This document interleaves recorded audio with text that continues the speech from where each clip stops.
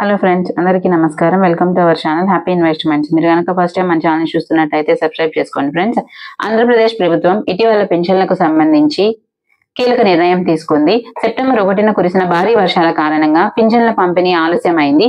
దీనివల్ల చాలా మంది లబ్ధిదారులు సెప్టెంబర్ నెల పింఛన్ను తీసుకోలేకపోయారు. వర్షాల కారణంగా ఇబ్బంది ఎదుర్కొన్న 2658 మంది లబ్ధిదారులకు సెప్టెంబర్ మరియు అక్టోబర్ నెలల పింఛన్లను కలిపి అక్టోబర్ 1న అందజేస్తామని ప్రభుత్వం ప్రకటించింది. ఇది ముఖ్యంగా గుంటూరు, ఎన్టీఆర్ జిల్లాలో వరదల ప్రభావం కొందరు పింఛన్లు అందుకోలేకపోయారు.